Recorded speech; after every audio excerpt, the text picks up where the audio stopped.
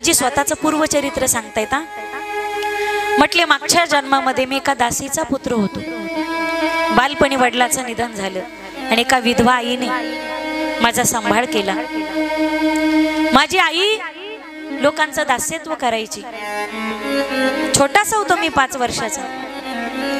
त्या गावामध्ये काही ब्राह्मण मंडळी साधू संत चातुर्मास करण्यासाठी आले आणि माझ्या आईला कामाची गरज होती. त्या ब्राह्मणांना विचारलं, हे ब्रह्मवृंद, मला तुमच्याकडे काही सेवा करण्याचा योग मिळेल का?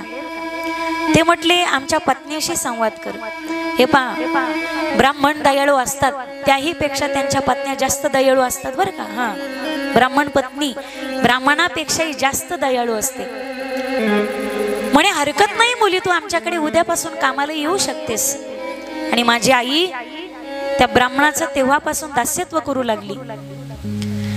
ज्यावेळी ते प्रवचन करायचे त्यावेळी मी प्रवचनात बसून प्रवचन श्रवण करायचो आणि ते नामसंकीर्तन करायला लागले तर मी उठून पावले खेळायचो, नाचायचो, नृत्य करायचो.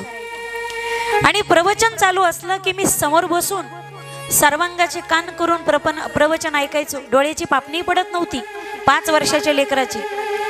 माझा बाल सुलभ स्वभाव, ते संत वृंद माझ्यावरती प्रसन्न झाले. आणि ज्यावेळी चातुर्मासाची सांगता झाली, ब्रह्मवृंद परत जाण्यास निघाले, त्यावेळी मात्र मला फार दुःख झालं. मी रडू लागलो, त्यांच्या चरणाशी लोटांगण घालू लागलो आणि त्यांना म्हणू लागलो, महाराज मलाही तुमच्या सोबत घेऊन जाणं हो महाराज. मलाही तुमचं प्रवचन ऐकायचंय आणि सतत ऐकायचंय. मलाही भजनात तल्लीन व्हायचंय. मला बाकी गोष्टीत कशातच रस वाटत नाही. महाराज मला तुमच्या सोबत घेऊन जा ना महाराज, मी तुमची सेवा करेल हो.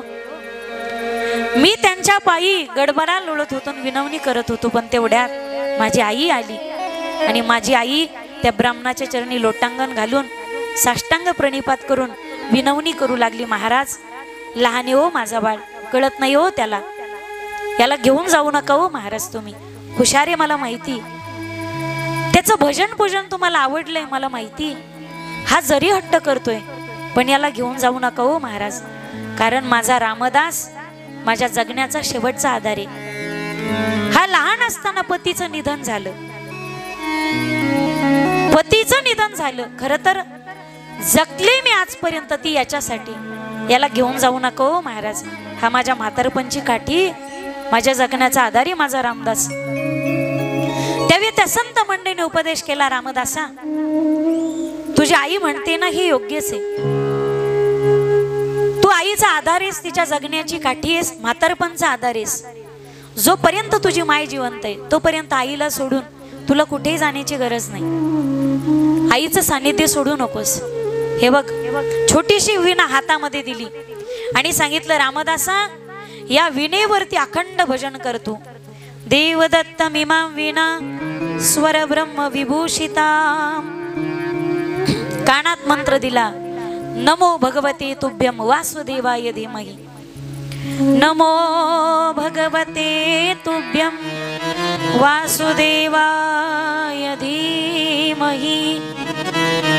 देवदत्तमिमां वीणां स्वर ब्रह्म विभूषितां. अखंड या विणेवरती भजन कर. आई हे तुझं सर्वस्व आहे. हिच्या चरणात तुझे 4 धाम दडलेले आहेत. तुला ईश्वर प्राप्ती करण्यासाठी इतरत्र जाण्याची गरज नाही. आईच्या आज्ञेचं पालन कर, आईचं सानिध्य सोडू नको, शेवटपर्यंत आईची सेवा कर. आणि ही विणा दिली आणि या विणेवरती अखंड भजन कर. भजन मात्र चुकवू नकोस. ते ब्रह्मवृंद निघून गेले. माझं अंतःकरण तुटलं गेलं. एक वाक्य लक्षात घ्या माईबाप, संत येतात आनंद होतो, जीवाचं कल्याण करतात. निघून जातात ना त्यावेळी अंतःकरण तुटल्या जातं. एका जनार्दनी घडो त्याचा संग, न व्हावा वियोग जन्मोजन्मी. संत तुटू नयेत कधी जीवनामध्ये. भेटले ना भेटावेत आणि भेटले तर तुटू नयेत.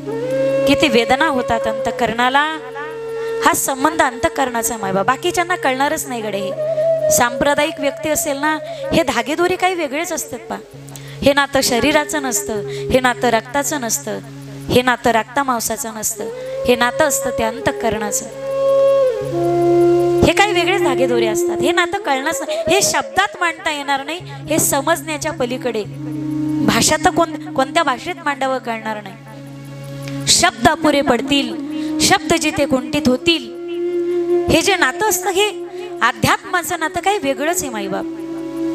अंतःकरण तुटल्या गेलं, ब्रह्मवृंद निघून गेले, तेव्हापासून आईच्या सान्निध्यात राहावं, आईची सेवा करावी. आईने लोकांच्या घरी काम करावं, दास्यत्व करावं आणि आपल्या लेकराचं पालन पोषण करावं. एक दिवस संध्याकाळच्या समयाला आई गोदोहनासाठी म्हणजे धार काढण्यासाठी गोठ्यात गेली आणि एका सर्पावरती, विषारी सर्पावरती तिचा पाय पडला.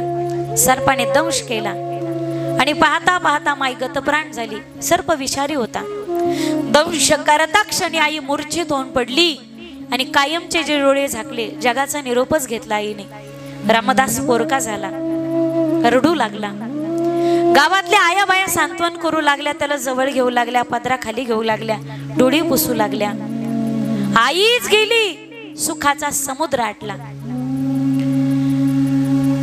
अश्रू होते डोळ्यामध्ये, दोन प्रकारचे होते. एका डोळ्यामध्ये आनंदाचे अश्रू होते आणि एका डोळ्यामध्ये दुःखाचे अश्रू होते. दुःख झालं, माझी माय गेली, माझ्यासाठी आता जगात प्रेम करणारं कोणी राहिलं नाही, माझ्यासाठी सुखाचा समुद्र आटला गेला. एक वाक्य बोलू माईबाप, तुम्ही श्रीमंत असाल तर जग तुमच्या मागे पुढे असेल.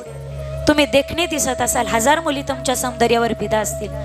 तुमचा आवाज गोड असेल, लोक आवाजावर प्रेम करतील.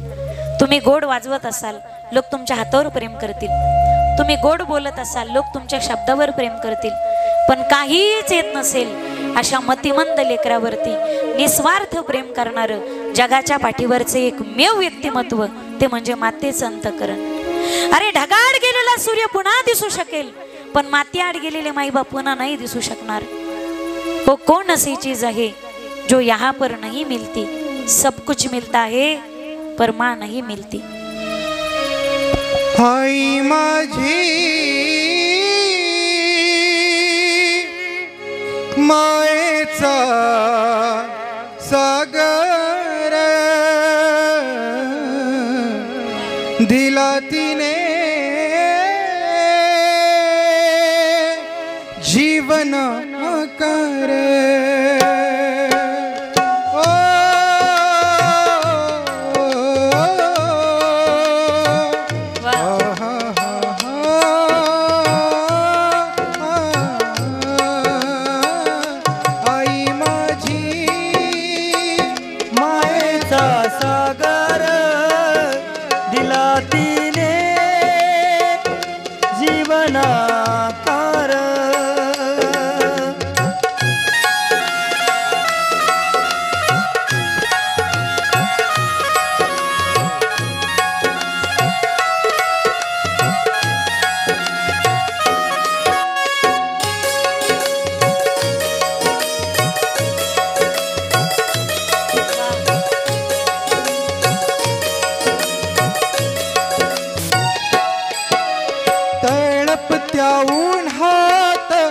रख रख त्यारा नात, तळप द्याऊन हात, रख रख त्यारा नात. राहिलीस माझ्यासाठी तू ग कष्टाच्या घामात, राहिलीस माझ्यासाठी तू ग कष्टाच्या घामात. कधी घडेल मुठभर घास, कधी घडे तिला उपवास, चालताना तुडविल काट्याचे पास. आई माझी मायेचा सागर दिला तिने जीवना आकार.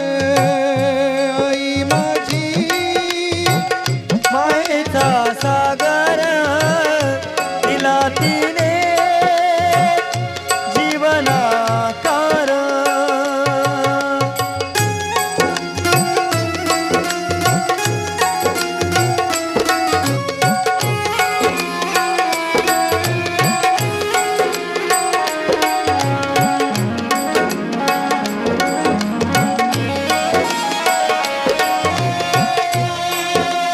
नभीची चांदणी तू ग चंदराची कोर, नभीची चांदणी तू ग चंदराची कोर. शीतल तुझी